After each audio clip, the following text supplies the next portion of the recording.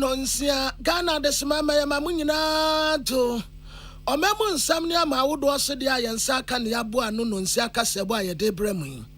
utie free peace 104.3 FM so okay 101.7 neat 100.9 nimi ansa wo se pass abeka Johnson akra eno ati hello 101.5 FM wadum kumase Ghana mantem dunsia no kasebe tanu ho kasafidie be seduesie num yakwama no ne abe seduasa peacefmonline.com ghanatoday.com nso abode yetiefu kwa ommenya bi akan die di kasebo ni mu akotini bi nie Omampani na nado de ato just senya dia na memo breso ye beye nsesaye ewo bredodo ya wo bi adidi ade se de yetintim no 1992 constitution no mum. For the exercise of presidential authority as stipulated in the Constitution of the Republic of Ghana. Attorney General Edin Sembi apie dwa kyeresa ban bekoso ayenhyehyeye a ede atentrene ebeben omanfo. Ghana acknowledges the importance of justice delivery in its development. To this end, the government continues to put in place policies to improve justice, access to justice, promotion of the rule of law, and deepening of its democratic credentials. Tutujagu aban chem ko mienu akopiem rahye bedwame nnedi akoto jase e-levy to no yentua. Na osofa be de chwohwe nsase so de atu dwansa ase ne odomankwa ne ma ode ama yen so se emfidi ahanu ne akire ye nkrofo de galamse ene ase no Emfidia or mode 2 says kakoko no emu 265 de wasay no na afen so air suspect 26 and a watching on ma odo mbefa amra kwan so. Forestry Commissioner Bo Manfo Kokosenya hweye enkanka ebra ye wo mu ise ye kwaye ye ma eja entomu na asem ya ye bi maame bi se kokwa ne ba ye se bufuo ne ba ye wabo ne ba emfiensia ama akoda no awu ensem bi ka wenom ho ne de bra mo se Peace FM no nsia kasebo na ya de kasebo no mu aseda ma Osons Chemist omu nante Osons Gale capsules abeja so a eboa ma immune system no nya hoden kuti anyarewa ya friend Osons Gale capsules onyare na hoda obi a onum Osons Gale capsules bia no na woden na mfaso nso eye bebre MTN trese ai womadi kan enti nkofo di akire bia buronya ba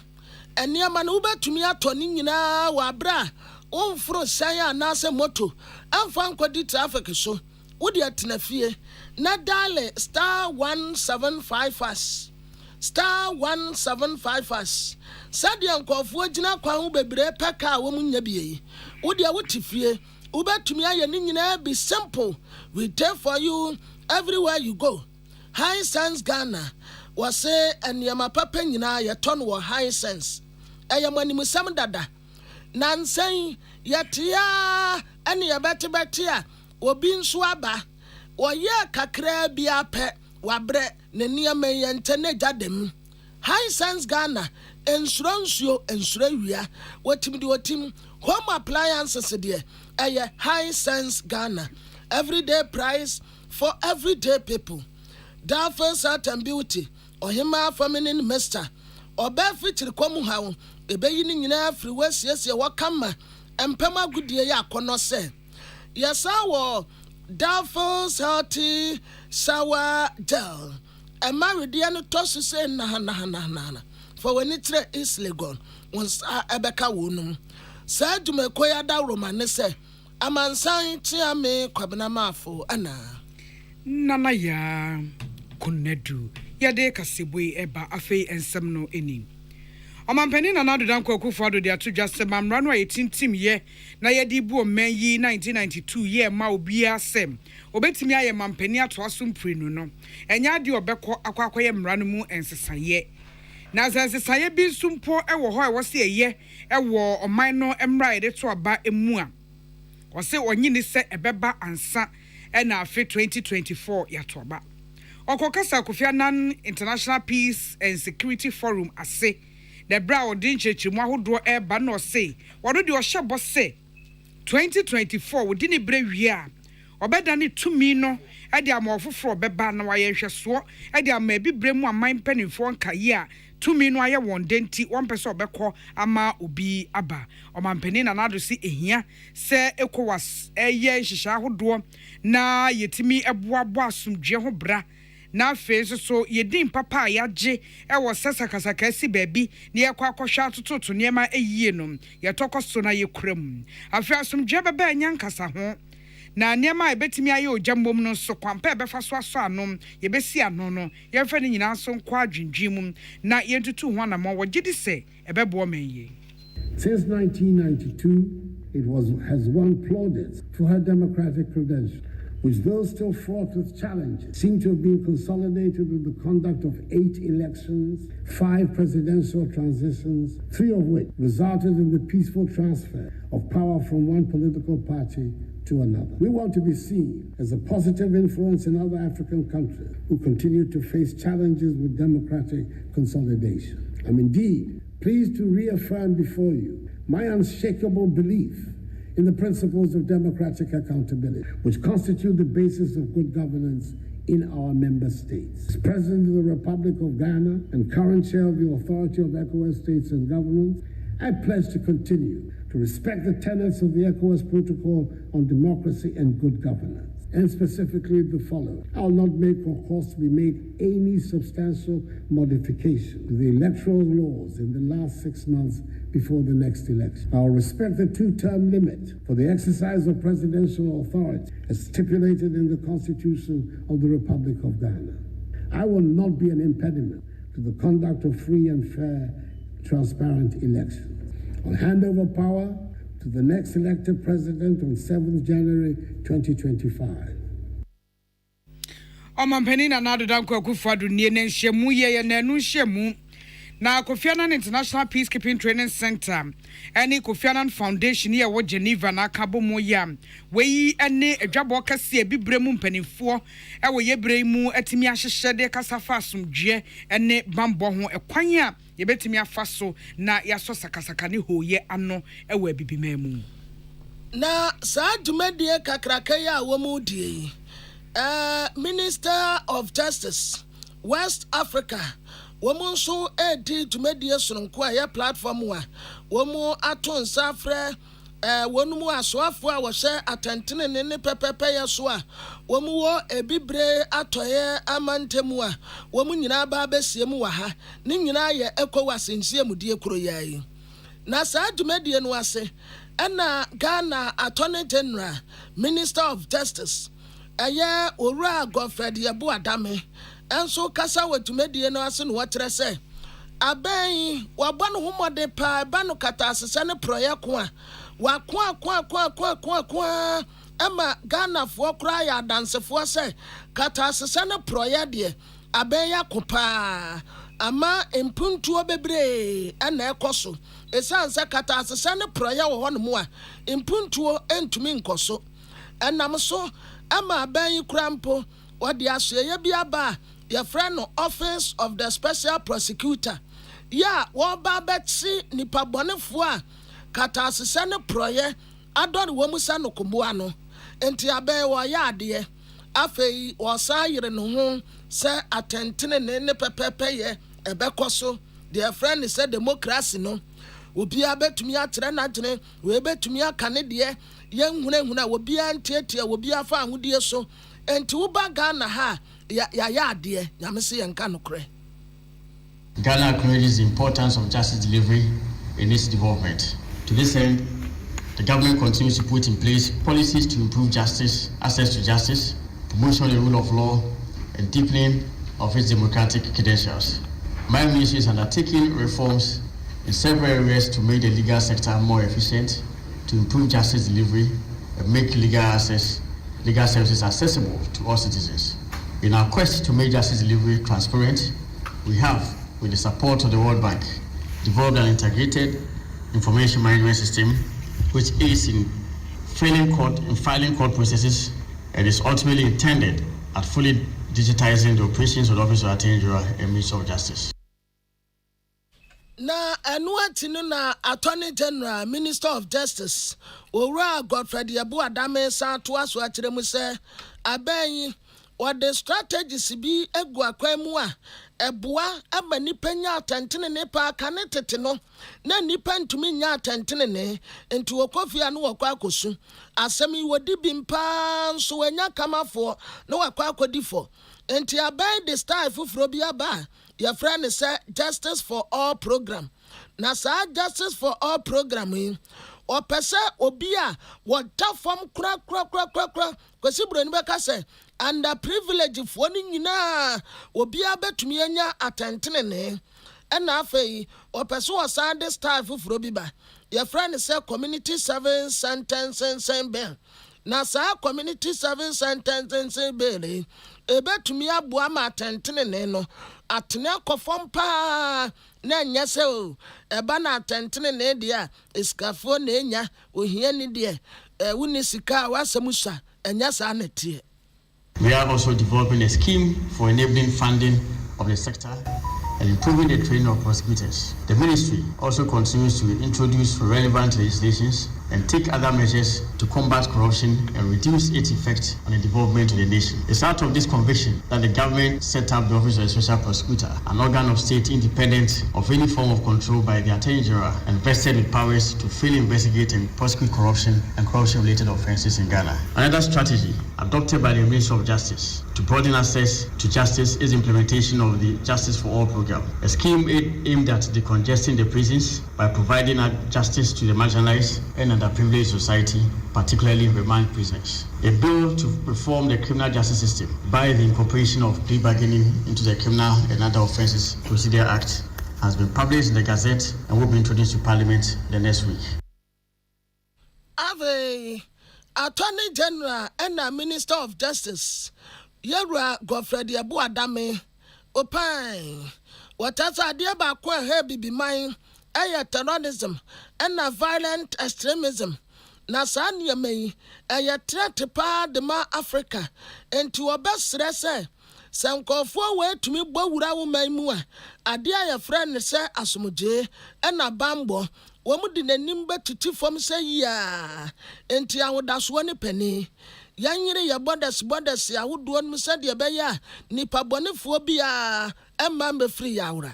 Terrorism and violent extremism are growing threats across Africa with serious implications for peace and security elsewhere. In the Sahel, terrorist groups regularly attack local and international security forces, and this is not just a regional issue but a clear and present danger to global peace and security. The Niamey Declaration recognizes that constitutionalism can only be achieved when relevant institutions of governance, justice, and law are strengthened. There is no ministry in any of the member states in West Africa better placed to engage in discussion on the attainment of this end than the ministries of justice in West Africa. The Niamey Declaration and the establishment of a platform for ministers of justice in the region could thus not have come at a more important time. The Niamey Declaration must be seen as a zero draft. It is my expectation that members will critically look at the issues and freely comment on the content so that we can come up with an improved document which will serve the purposes of the sub-region. Attorney General and Minister of Justice, Ora Godfrey Abu Adame, Yenia Pius Bedu Banson, and Abuabu and Seminanoa, or the Badam. Na tutujagwa banchem kuomi nu. Ba kudi the justice for Ghana. Ba ku affects the country. Ene omo kwa mrashebejam. Kwa mko anwasemi etiawa. Wamo de kwato mrashebejam mpanifo no anim se. Abai to no ode ba 11 wo muntia. Ghana fo nsu ntia. Etienyi free 2022 budget no mu. Na ekwu ekire se yeti omaimu sese yayi. Omamma brada da. Ejegu omanfo chemu a wo ho dere won. Eti abansa de to we be piso a ene no obo omanfo abra wonsu. Ebre kwa mienu kabo mu kwa mrahye no. Eyire sementa. Efi se na posifo so omomo kwan emom nwram. Posifo ahwen wo ho no. Eso omomo kwan emom nwram. Ena omo so omo bekọ. Wamba kwa na sumdwem etu amo preso no ene ema akuoma no edu kwan se wo betimi agina wo mofefo anamu na wo de wo ma de strede kono omo ka no akoto bedwafo anim enti convener ema justice for Ghana ekuo no a wone Bernard Mona wono ene di animu a wode wade strede koye no mu kiremu no ebini. Parliament will speedily pass a new 2022 budget, and we hope you will do so. That speaks to the aspirations of the Ghanaian and make it unnecessary for us to extend our occupation of Parliament to include an occupation of the presidency. Take note that hardship has no color. Take note that hardship does not respect professions. It doesn't matter whether you are a parliamentarian. It doesn't matter whether you are a professor at the university. It doesn't matter whether you are a general or a police commissioner or a farmer or a trader. The movable tax will heavily affect every one of us. Thank you. We also pray that our House of Chiefs will begin to speak without timidity on the suffering of all of us. We are resolved. We pray that the plea of Ghanaians as articulated in this petition will be addressed by the leadership of both sides of Parliament in the supreme interest of Ghana and Ghanaians at large. Odi petition ni Bernard Mona, one convener Justice for Ghana group na second majority chief whip. Also West Ogon Rashet Bejani, Unumunyam for Lydia Sairam Al Hassan, one general speaker Nemu, Eji Omadestre Dian, and also Samoa, what the two jar ini. Of the Speaker of Parliament, and I can assure you that the issues raised here will be critically looked at. I want to say that you are all aware that most of the issues raised here are being addressed. In fact, this is the only time in the history of this Parliament that the Minister has presented a budget and will come back to the House to say that I want to review the budget that I have presented to the House. I think he has done a yeoman's job and he should be applauded for that. No e-levy. The issues raised are being addressed. E-levy. There are so many up and coming female youth here who have brilliant ideas, fantastic ideas. Oni payetini ni ya waso Weso Gomra Shebejani, Onmunyam for Lydia Sairam Al Hassan, na minority chief whip, Onmunyam for Ahmed Ibrahim Onso, waka say and a chair domino. Procedurally, once a petition has been presented through leadership, it will get to the Speaker and the matters in it will be duly addressed. So we are lucky we have chosen the path of democracy where we will register our displeasure and seek redress. So once the platform has been created, all we can say is that the petition has been duly received. The majority minority leader would have been here personally, but as we speak, you know the times in which we are. They are both unavoidably absent. We were mandated to meet you there and welcome you, together with the deputy majority leader and the majority chief whip. As we speak, they are on different assignments. So take it like that. We have been mandated by them. We have their full authority and their full backing. Whatever petition has been given will be duly attended to. On the petition in Onmunyam for Ahmed Ibrahim, minority chief whip. Amanye, yes, from you. William Gentu and Emmanuel Akoli and the Baye. Now, a deputy minister of lands and natural resources, Unonyam for Tojimreku Dukan Wori Viri. Watasa a free bra, Womo Elanti operation hot illegal mining, Womua A2 from Gudianya Kwapas Womunyai, a free bra Womupa want to mano. So far, so good. Womua to me and Nantia Kogana Kwayem. Baby, I want me a lungu pa kwaye mutu. Add to me to one musasa, my sofa. Oma to me at mining equipment, 265 were no chroma seno. And womusu and womutu a former goody and yakwampaso. Oma timu 20 says ya, Menoka say, ya duomutina mrano crampa, yaba one mukwedu. Sasam in Puente, and minister for justice attorney Yera Godfrey Abu Adame empo the two da waka say obia ye beti no a wo tu from ogudi anya kwa paso no ya de ne be kwa kotina mra no.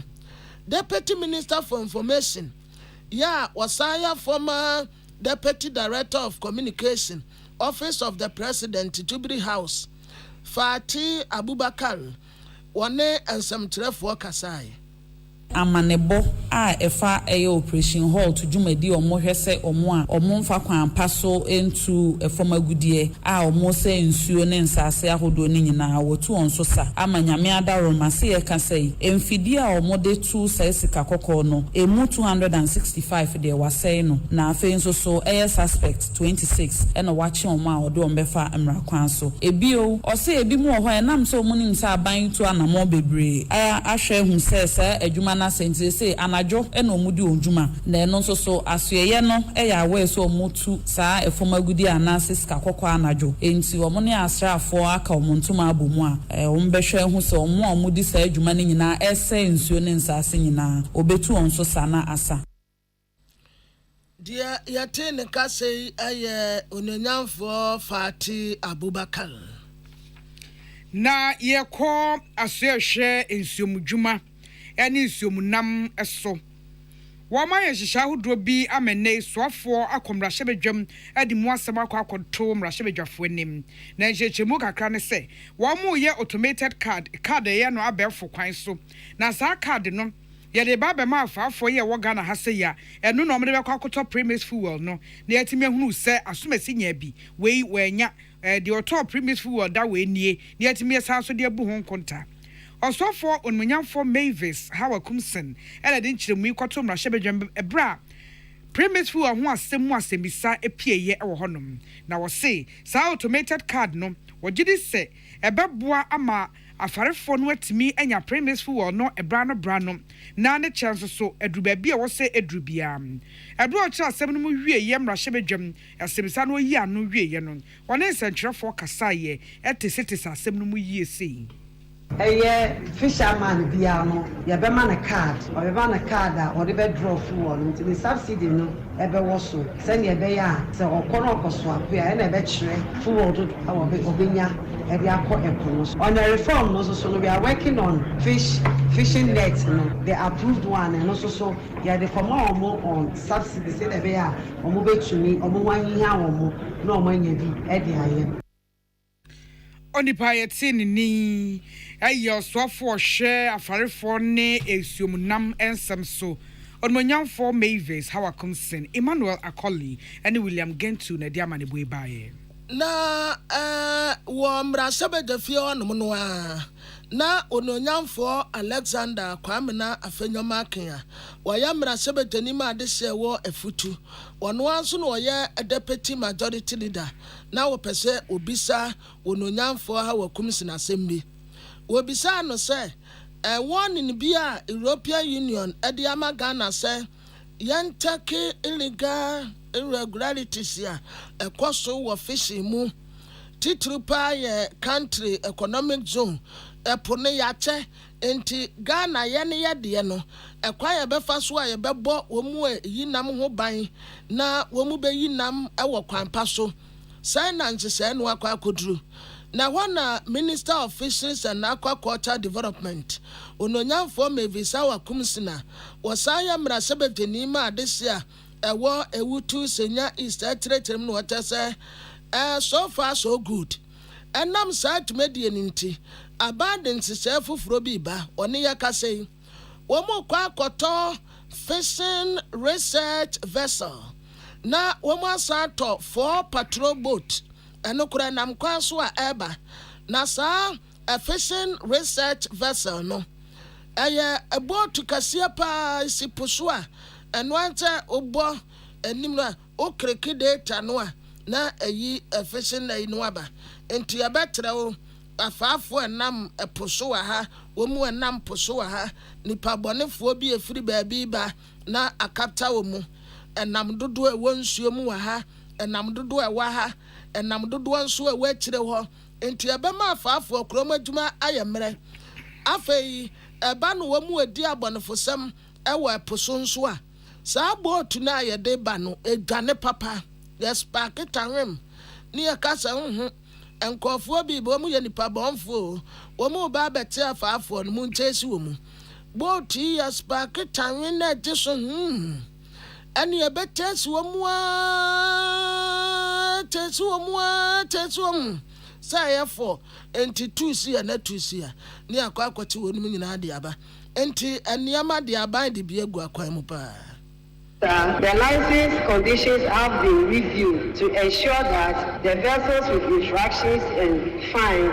pay up before licenses are renewed. Cabinet approval granted for the purchase of patrol boats and a research vessel to strengthen visibility at sea and data collection management for decision making and planning purposes. Issues with the vessel monitoring system and the automatic identification system have been rectified and are now operational, and vessels' activities are strictly monitored for compliance. Fisheries Commission's catch certification unit receives regular training from the EU.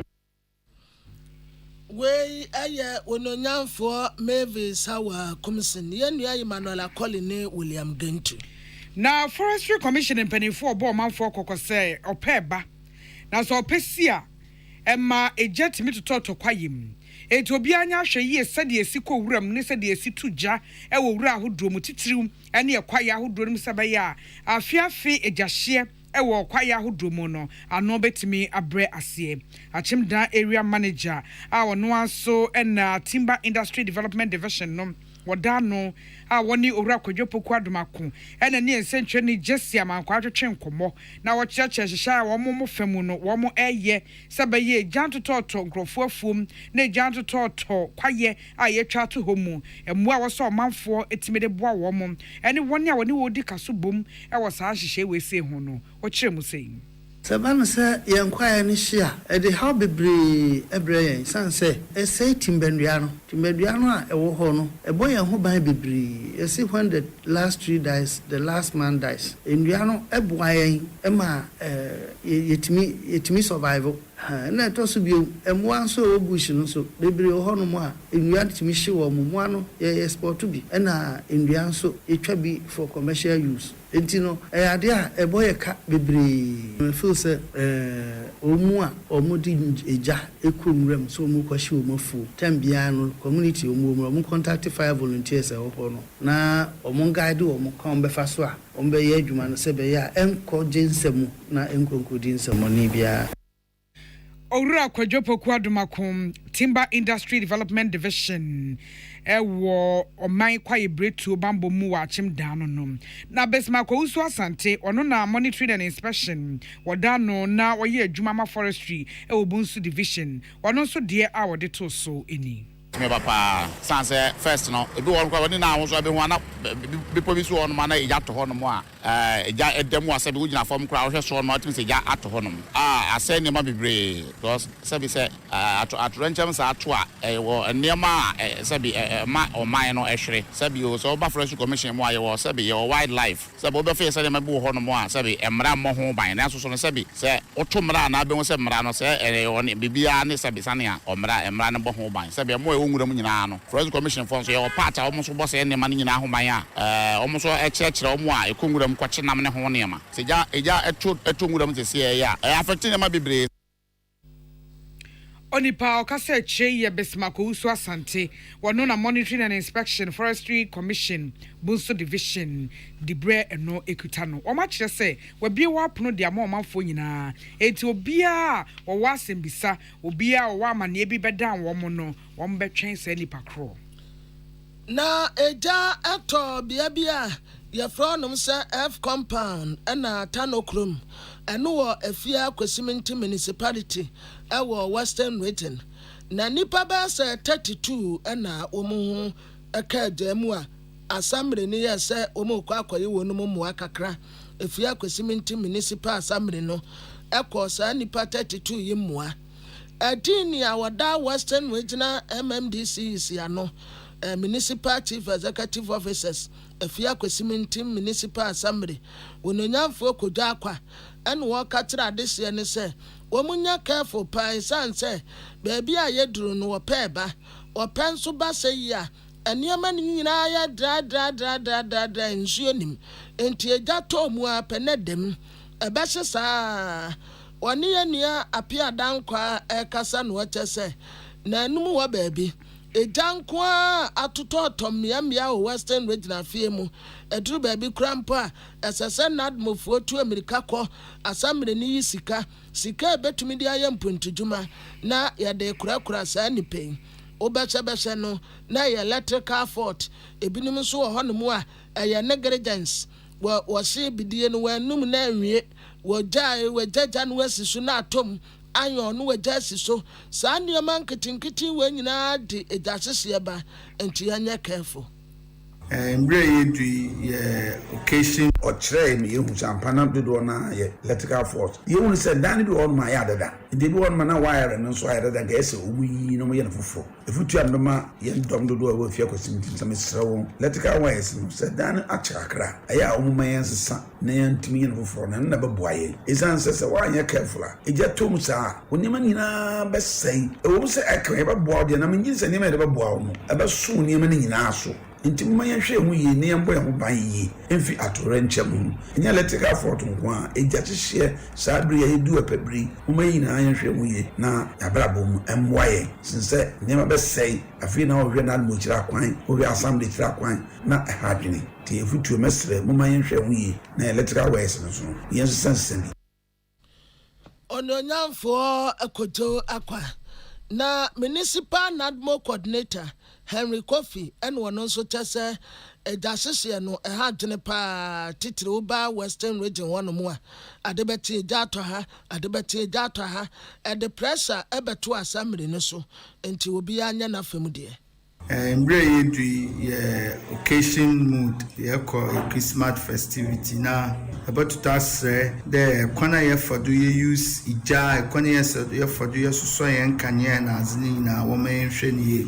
gas na zina na women hwe bibia ye na ija hye no okodu too much obanda mo ze how bebre or the brain to the American in there nyame na dum America supported relief items to victims, about 32 victims, through the support of the municipal assembly na NADMO. Ye keken bom na ke damu adoyeno na wakoye pa. Dear yate ne kasa CCA ono ana oya municipal NADMO coordinator Henry Kofi na womu a eja se womu nioma a womu ni baby day womu nso ka bi. The nyame ase de wa hwe ndo ma afi wa kwapra batu mu wasi biala ye ode de na ase menyame mu wa ye nsu ye de wona ase o se once ma wenya bi kura na o de no oposa ne nsem ti kakra wa ya aman ne nyame nhira won onka won ho no mbo won ho ba na edwuma wore ye o ma obia na edwuma nkodo mo wore ye irade mo ntumpon nhye nyame di na ni mo nyam madam humase ozikan mada ma me mampanyin his excellency na na adodan kwafadu de momboyi otima bakansa otodo so mada ma mangasa me honorable Mr. Kujo Akwa naso mbadanasi ena meangasa me honorable Mr. Ganiyu naso mbadanasi namba hona was being naso me do biarase de atwenchim bede ma obato hen umetim aye na adoya otedam insindase de yazamanyame yazamanso yada empanimfo ase yenua apia dankwa ye call Youth Bridge Foundation aboboano Youth Bridge Foundation eye NGO ekuo ye mabunu enkan kro ene ekwan a mabunu ye wa bibi mem nso wo betimi aye won chefa de abo bibi man eyeye na mabunu nso anya so mfaso ne won botaye na enche ye na wonne aban ne Forestry Commission to abasako mu a waye bibi Green Ghana project na oye Green Ghana project no enne December de toso nwotwi ene da oha aduowotwe 180th day a wo free say adwuman ase na sade adwuma ne si kɔ ya ekoyie etutu anamon papa ne de bebo ya tena ya ho banti Youth Bridge Foundation the krata pieja amopani odenkita hodie ano IV entry ede ne nsa hyase na de wo ka ne sem wo mani petu wo ho asi wo emabunu no a watu wo ho asi ho de from volunteers awo Ghana mantama hodo nyina mu ya wo boa se Greening Ghana dwuma no ebetimi akoyie ne ebeduadua nnua na de wo so so yetimi akrakra no na etimi agina asom yen ne enya dua so mfaso Youth Bridge Foundation say Wadagana ban ase se wona Ministry of Lands and Natural Resources and the Forestry Commission for so amasa Green Ghana project no etimi agina na emabunu asoso ede wo ho agim wachem de akere say yakwaye ho bambo hia ebra ye wo mu ewiemu sakraye obroni se climate change ho nsem a ebobo ba ene de ya ba betu sesei no we eme kokwaye hia sem se yebabo yakwaye ene yatena ho ban na aboa ma setena mu ni sikasemu yedie omanfo enya won chefa bibia ma emesi won kwan ebra wo kanfo eda asie no na nsem bi ho no mu a edi kanti Youth Bridge Foundation say wobeka de akira ban se wosrada wɔn to aso na sɛ de wɔsi afraseɛ atwe mmabunu de wɔn awura green Ghana project no emu na ne botae ne sɛ ɛdi yedie ne asetena ne atena bambɔ bɛba no yɛntimi nkɔ ne saa afei Ghana mmabunu nso Youth Bridge Foundation say ɛwɔ sɛ ɔmo te ɛsɛ sɛ wiem nsakraeɛ no ne nsuansoɔ bɔ ne paa no wɔn mo ɛna ɛbɛka wɔn mo senti a wɔka ne saa ne sɛ nansa yɛn yɛ yɛbu nkonta ɛka nipa wɔ Ghana ha sei no nipa a wɔn mo enye ne mfie aduasa num ɛna dɔɔso nipa a wɔn yɛ mmabunu nkwadaa ne wɔn yɛ mmabunu afei a na wɔn keka kɔ mfie aduasa ne ne numu no wɔhakyɛ mu aduoso mmiɛnsa 73% eti ehia sɛ mmabunu so wɔn ho sɛ apɛsɛ wɔyɛ kɛse a wɔyɛ medufɔkyeɛ kwayɛ no ɛda hɔ na edi mu egyina yie na ɛbɔ wiem nsakran ne atena ho ban a wɔn mo na bedi so mfasoɔ enti wɔn mo kɔso nkeka wɔn ho mom na ennua dua no wɔn anya asɛnhia na ɛyɛ ne saa ɛbɛboa ama yɛatena yɛ ɛne mu bambɔ nsɛm ɛne yedi a ɔsɛ firi mu ba no yɛnsa aka na ayanua settlemente ebo yamane bi a wɔkyerɛ sɛ maame bi eku no ankasa ne ba ɛna wɔde na kɔsa dan bi mu wɔ kaso a official town anagye na bra settlemente eduru hɔ no nipa no a wadi bɔne no wanya mfrinsi aduanan 40 years a yɛfrɛ no Madina Ejei na Madina Ejei currently ya me no kasa wadwane wɔwɔ nkwadaa ɛnan na waku baako na wɔmu ne no atete tifio na vipamfo no ɛna wɔmu tesa maame no na nsɛn wɔboro nkwadaa no saa na akwadaa no a waku ne ndi anyi wɔmu wawa wɔtuma bura akwadaa ya kana koma hwɛ na settlemente bi sa wɔnum mpo sɛ nti wɔboro nkwadaa bebrebe di anamoka mo amu obi amane ɛne so wɔboro baako akunu ɛdena kwa akɔto ɛdansine bi mu wɔ hɔ no mu a aka nkwadaa mmiɛnsa pɛ ne wɔfie hɔ no mu a maame no ankasa deɛ wɔdwane Oba efi ha de nche anapa mi de mi wedwo mu no bi frɛ me ka kyɛ me sɛ wo store me wo store wase onti o frɛ me ka kyɛ me sɛ wo store na mu fi akwala ewuda hɔ nti me nwa ba me na etifie ya tene fie more than 10 years ono ye fi raba na me si ewu de wo sɛ me be fi na beti de na ekoso na me ba na mo si sister na ma ba foforo ne nkwala baako ɛna ewu na me de oba de me hu nkwala 3 we me hu baako no da ne e ka sɛ we wu enye sɛ nda me sister ka kyɛ me sɛ akwala na etu no opum no wo de ma me hu ni da nti we na me tu na mo kɔ na me kɔ na ma me ne ma ne gu fie ne nim ɛyɛ ne ma me nsa we fie ne nim ana akwala no ɛda inside ba akwala no o stinky o smelly no we no wagya ho no kɔ nti ye twa ma aban police wa ba no mo ba investigation no we aye arawosamo a isi wɔ kasoa official town ɛto apenti aposifo ne yɛsofrɛ wonum nti aposifo ɛkɔ hɔ ekobu dan no ayemu no a wɔmu de akɔsɛ postmortem yɛbɛkɔ so adi asɛm yɛkyi na asɛm yɛ afoforo nso so ɛnde enye wuo nanso anya asɛm a ɛdɛ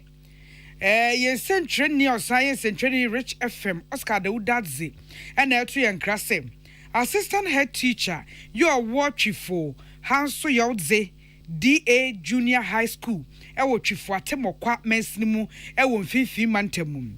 sa assistant head teacher yi wɔsan so ɛyɛ town secretary ɔman no anakuro no wɔn krache wɔne akyerɛkyerɛfoɔ mmienu ya wɔn wɔ sukuu krom enipa mmiɛnsa akwanyim school ni abaya wadi mfie dunan eti abaya ne nyinsɛn no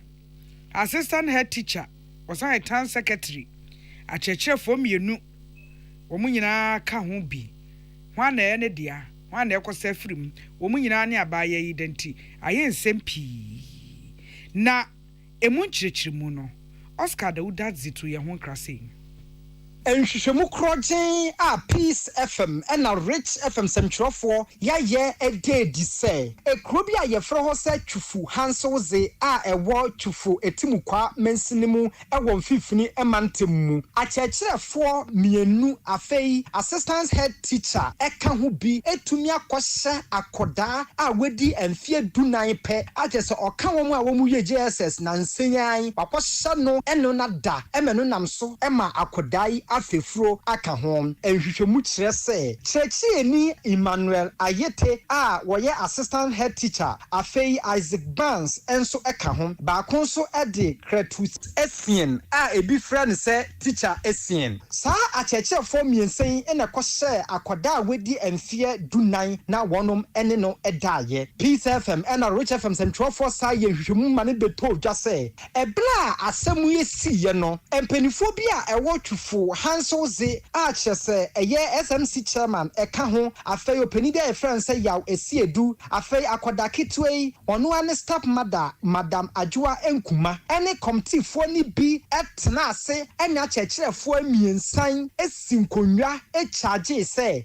esan sɛ akyerɛkyerɛfoɔ mmiɛnsan ne akwadaa baako ada enyinsɛn no ntino wɔn bagye teacher ni baako bia 7,000 Ghana cedis mekyɛ titiska no 70 million ɛno na wɔn pem so a ma ne begyina sɛ akyerɛkyerɛfoɔ mu baako bia betua 5,000 Ghana cedis ehwehwɛmu a yɛsan yɛ edi sɛ akyerɛkyerɛfoɔ yi ɛte aseɛ ɛne wɔn ɛyɛ deposit of 3,000 Ghana cedis deɛ asan beto dwa ne sɛ mpanimfoɔ a wɔne akyerɛkyerɛfoɔ yi ɛtena ase esi nkonnwa sɛ wɔn mu di criminal case ɛwɔ fie yi ɛsan so hyɛ sɛ akyerɛkyerɛfoɔ mmiɛnsan bɛsan sɛ tua 100 Ghana cedis bosom biara na wɔnom ɛde ahwɛ akwadaa no ɛnsɛm yi ma emebu na ɛwɔ twufo Hansose ɛne akyerɛkyerɛfoɔ yi ebuani ɛkontɔkwa yie paa mebu ne kyerɛ mu a adenti na akyerɛkyerɛfoɔ di bɔne ɛte saa ne nananom mu bi ahyɛ da tena ase ɛgye ho sika na wɔn akata asɛm ne so ɛma Peace FM no Rich FM sɛmtwerɛfoɔ ɛkɔ kurom hɔ ɛma yɛne abusuapani ɛde ma twufo Hansose nana Kofi Donko twetwe nkɔmɔ bisa ne sɛ adenti na akyerɛkyerɛfoɔ mmiɛnsa ahyɛ akwadaa ketewa a wɔde mfeɛ dunan ɛno na da na wɔn atena ase ɛgye sika abusuapani kyerɛ mu a ɛbɛrɛ nananom ne bi ɛtena asɛm no so no wɔn amfrɛ no ne nyinaa mu no Peace FM ɛna Rich FM sɛmtwerɛfoɔ asɛm yi yampanda so yɛyi twufo prase district police commander ASP Adebu Atea Sutre ɛma ɔno nso ne mmɛma ɛyɛ nhwehwɛmu yɛsan so ayi BNI officer a mpempren yɛ from sɛ NIB ne osi twufo prase anam so yɛyi na Sutre ehumesua so ɛyɛ ɛwɔ twufo prase mpanimfoɔ nso yɛyi wɔnom asutre a mpempren mu nyina ɛyɛ mu nhwehwɛmu ɛnsɛm yi yɛbɛkɔ so adom su kɔkɔpem sɛ yɛbɛhu na wieyɛ twufo Hansose ɔman abusuapani nana Kofi Donko ɛkyerɛ mu kyerɛ me sɛ ɛnsɛm yi nananom a wɔn tena so no amfrɛ no nanso entwa yie koraa onipa ko de nipa ba asa wosi de wɔkyɛ ana sɛ ɔba no wɔn na ɔyi ɔhwɛ ngosonko ne wɔn labla wɔ so ana sɛ wɔn so wɔyɛ mmerɛ no bɛyɛ gya na gyina wɔn yɛ wɔhwɛ abafra nke nse sika no so obiara ne ka 1 million ana wɔkyerɛ wɔakyɛ de twetwe no ntama nko bi hwɛ na asɛm nyala yɛmma ebesi wɔn mu amanyi nkyɛ obiara maka yasam ma na ɔbɛyɛ nti obiara manfam sɛ la asɛm po wakempa bi sa asɛm wakere suma sɛ yɛwi nti ni mu hwi nsɛnɛ wɔso wɔtɛ alafia la yɛka asɛm la na de nipo hɔ na ɔkɛlɛ wɔde sɛ kyena po sɛ biade wɔde hyɛ ade mu wɔtwe ni so ɛsɛ de ma dinya ne sɛ wansa wɔsɛ sɛ asɛm la bi waka asɛm la bi nti yan asɛm ma na ɔba ne yɛde asɛm la ma dɛ ɔmo manyala wɔn hwema de yehuma ebesi asana ma yɛbɛyɛ ma wɔn wakenya ɔkyerɛ wɔn munyan nti wɔn munyan na yɛde asɛm na ma asɛm ma anampo nti wotu ɔbɔfo ma asɛm abeg wɔbɛka kyerɛ ma gya mo so mo hwɛ mpanyifo sɛ maka na obi ahwɛ no bɛyie na dɛma ade abe obi ambɔ ne ban ho ban na dɛma de mensi bio na muhu de onipa ko afi wadi mfi dwana ne nipa abasa teachers abasa wanyenda nti obi ahwɛ no bɛyie wɔ school hɔ ma sɛ bio asomdwumra iya abe ma yɛ ne obi awufu wo biade obi anka kyɛn sɛ ne ba ɔhwɛ ne teachers wɔ ha wo a wɔn awufu na amaye ne ma de mensi bio yɛwɔka dɛ teachers mo hwɛ mo ho yi wɔ ma frank ketenkete na mo sese wɔn de ma de ma mo yɛ bio na obi ahwɛ no ho yi sɛ wɔyɛ de ma de a ɔno ahwɛ wadwuma bɛfi wɔ sa adwuma ne so eti na na kasa no wante aban asɛm bia wɔ mu sɛ yɛmfa mmra ɛkwan so kɔbna wo sere me on ɛyɛ ahomete sɛm tufu ha so nye wode yɛne yɛ wɔde saa o ɔmakyɛ nyinsɛ no ho ka no da no baako 100 Ghana ɔmakyɛ ɔmakyɛ obi atiatia ne deɛ Akwada no ye mind no. Onya ni vie du nsia. Asamre ma akura wo kromo. Asamre ma wo ho. Mpenimfo bebre wo ho. Ya wode saa dano papa baako wate ne yire cha ne yefuni ya ne ya onfa ne nse kire nkwa amansa toilet so wode ne se kire kwa amansa toilet so a saa ne boyfriend na dika ho dada wone ne da wie ya che papa ne yire ya che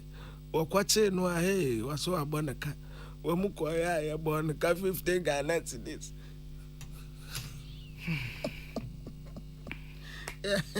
Yeah, there's na a Ghana Police Service and woman the crate Pia Bontin, woman public affairs directorate no.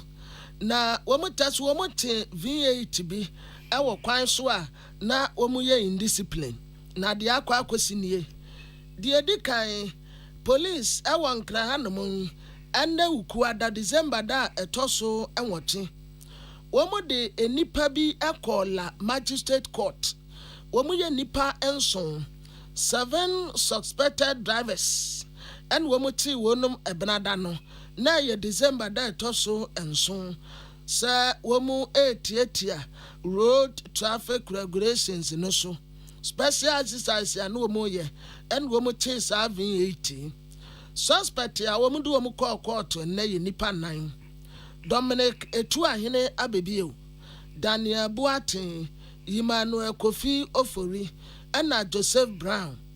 Na bra court tena ase no obua wonom fo enti nipa ba akubia court afane no 1800 Ghana cedis se mwanya 1800 Ghana cedis ni bia ntua wo honom a mo kwa akoda afiase abosome miensa eya 3-month prison terms enti e honom a en obi yi ne 1008 bai and 2008 plus 2008 plus 2008 plus 2008. Enipa and 9,008 no. And woman Jane in a kaboom. Draw by a friend, sir Thomas Atenga. One of the woman converted no say one side bond of good behavior. Abosome miansa a free sabrede call better suban pedi. So one side sa bond no so. Obekwa akoda afiase emfie miensa afei court we issue bench warrant say yamfa nkwachi honorable Dr. Stephen Amua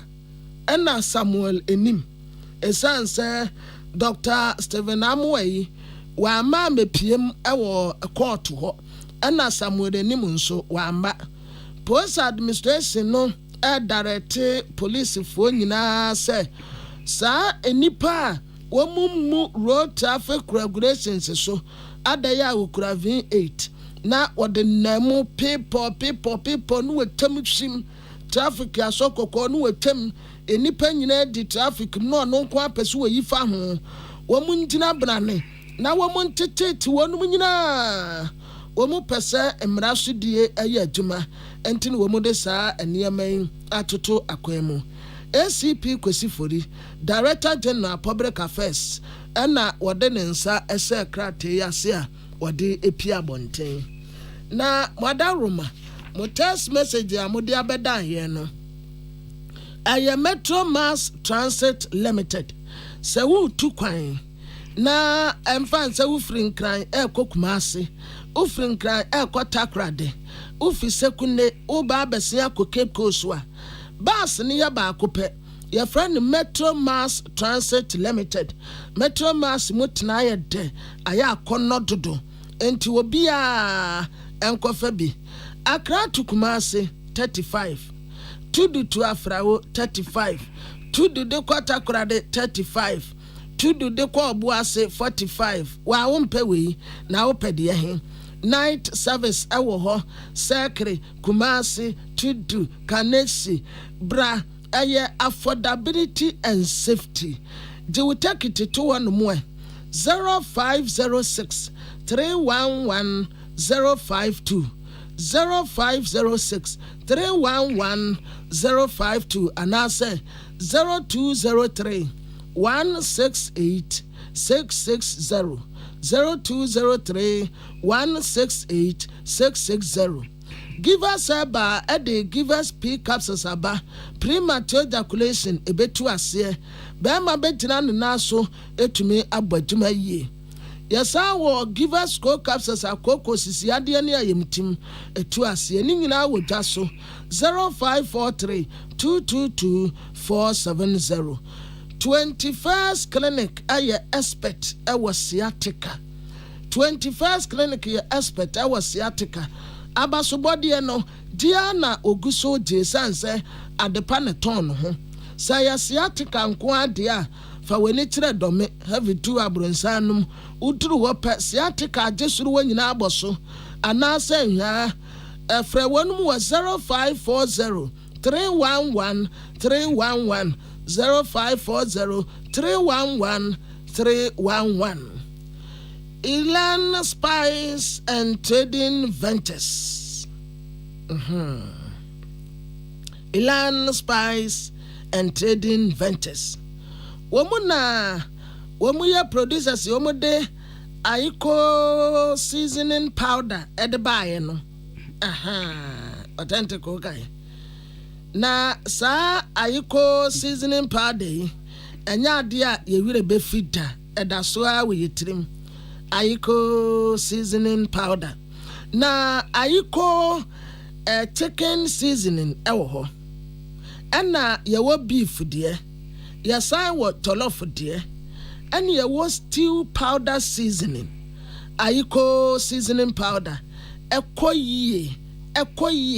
Ema remfi to America na kwaje wo de. Sa wo pedudu etu a eno ba frɛ 0244 160 750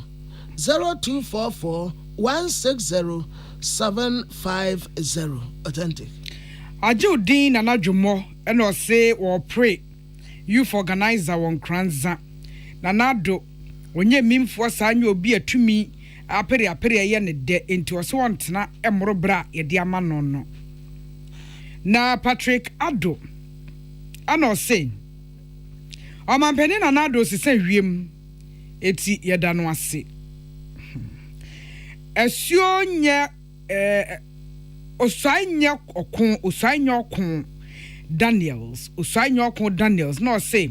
monga madam fati so mrada de so Western region mehwese galamse no omotwa so anase ekoso still alive Okenzi and also memamwaju peace news no matia tom eti eye loud and clear biate e wonsuatre ba lami Patrick eso wa komadan and also se nyina ye ire ye ho abokwa ye ho ban a ekejahye no ebekọ fom pa enwumre ye dwuma ye 4 year wo Asubima Forest Reserve oma wo nyina dwo ema wo mo enitie mefa ba kumienu nso so na yen sorry Prince Amwaten eno se Prince Amwaten kabon nie metro free atonsu enkwada no a wo mo epase wo mo nso hwe no ye mo mu nyina trinkwa enkwada no edamo ase abusafo ma adwenkyere kase bobremu adwenkyere ena enyumeko yada Roma yede ebremu Metro Mass Transit se de wo makwa the high tech 35 Ghana free to do and also free STC in Chehono. Now the quarter crade oko boase, uko kumase, babia, you chika ne kama, emuswa de. Over sell fragina kwemukra na fra 050-6311-052.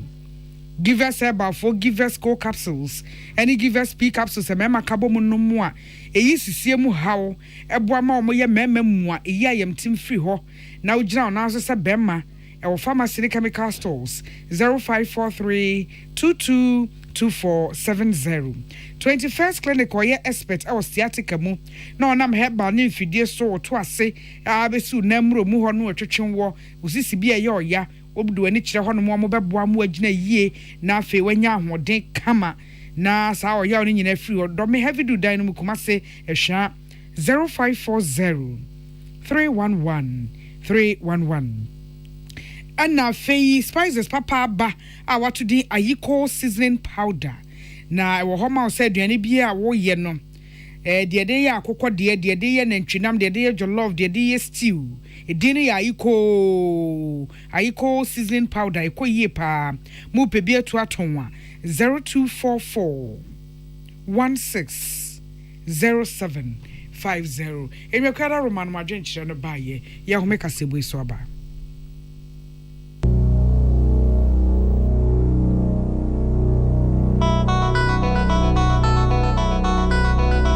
Peace FM. Manage your friend or tia modini akokodro bowrem Manex. Oh, sweetheart. Oh, you're too much. Manex herbal capsules. Emma mama bojuma said ye fata. Enugna krojin. Haben rosonko. Eni nyen hine tiapo. Eni diafra. Inti ye shed this yes ye ukama. Emba long lasting results. Wati Manex wandansi. Me sha se fa Manex. Na me ka se enjimi o. Nanso me num ni mritie yayi. Masa jai.